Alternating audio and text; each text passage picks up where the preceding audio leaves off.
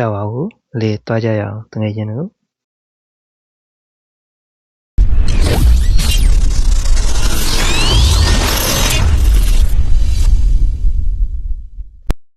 စဝေးနဲ့ဆိုရင်တော့မြောင်းတုံဗုဒ္ဓထွက်ပေါက်3မှာဆင်မယ်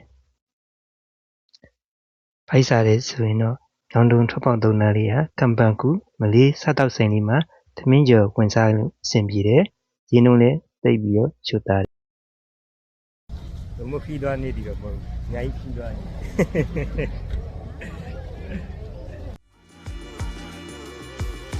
ဒီဘက်ကဆောင်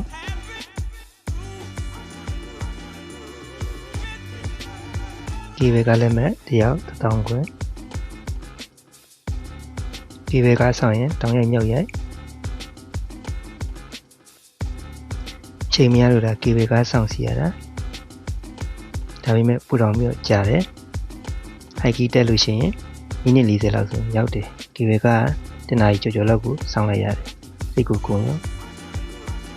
ဒီဘက်ကဘောကမြင်ကွင်းအချို့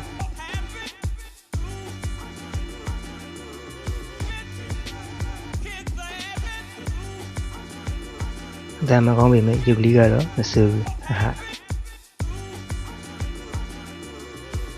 ကြောက်ပြီတက်တော့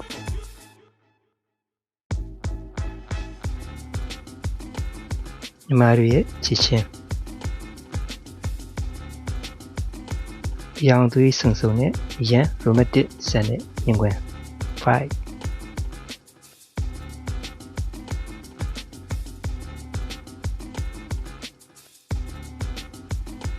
လောကမန်တီအောင်ရုပ်လေးကလေးပြရသေးတယ်ဟာဟာ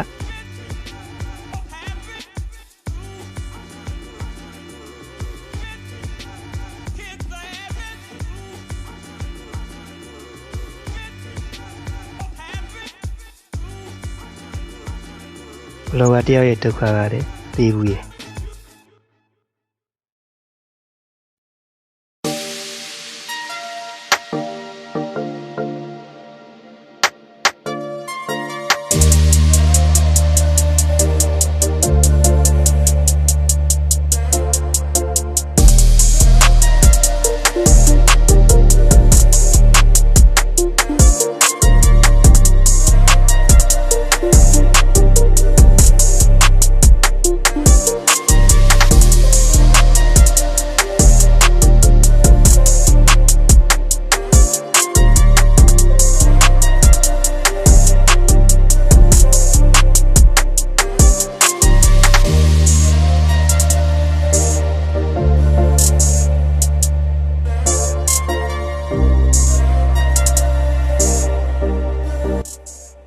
ဆိုတာဝနန်ဆန်တာဝါကို1969မှာစတင်ဆောက်လုပ်ခဲ့တယ်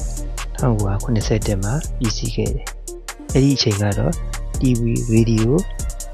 transmission အနေနဲ့အသုံးပြုခဲ့တယ်1980အောက်တိုဘာ15ရက်မှစတင်ပြီးလူထုအပန်းဖြေစကန်ဖြစ်နေစတင်ဖွင့်လှစ်ပေးခဲ့တယ်2005မှာအကြီးစားပြုပြင်ခဲ့တယ်တာဝါအမြင့်က236မီတာတောင်မြင့်နဲ့ပေါင်းရင်480မီတာမြင့်ပါတယ်ပင်လေရီမျက်နှာပြင်အထက်ကိုပြောတာပါညစ်တက်ကူပြည့်ရနဲ့စုံနေတော့လူကတော့စီရတယ်ခုက2လပိုင်းဆိုတော့တောင်ပေါ်မှာအေးတယ်9လပိုင်း10လပိုင်းဆိုရင်တော့ဝေရာသီဆိုတော့တစ်ပင်စိမ့်စိမ့်ဆူဆူနဲ့ကျူကင်းကတော့ပိုလှမယ်ထင်ပါတယ်နောက်တစ်ခုမိဘရွက်ပြောင်းချိန်မှာလည်းလှမယ်လို့ထင်ပါတယ်17လပိုင်းလောက်ဆိုရင်တော့10လပိုင်း17လပိုင်းလောက်ဆိုရင်တော့မိဘရွက်တီကြောင်းလောက်ပင်ထင်ပါတယ်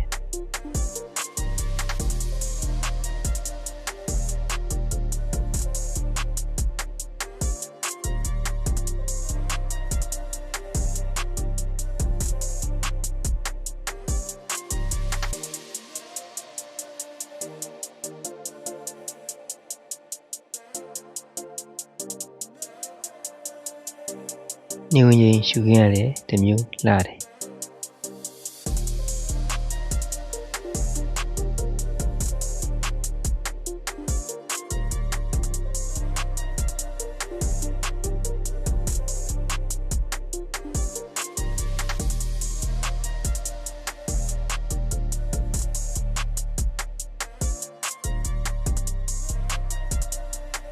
တာဝါပေါ်တော့အချိန်မရလို့မတက်ခဲလိုက်ရဘူး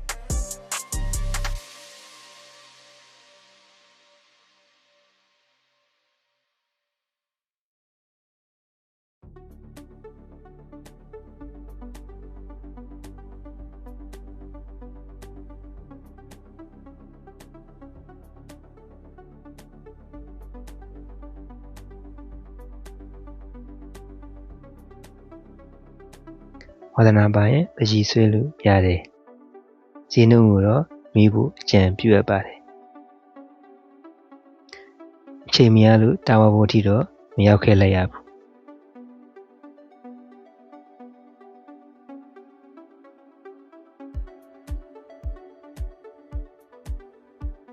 တာဝါရဲ့ညအလှ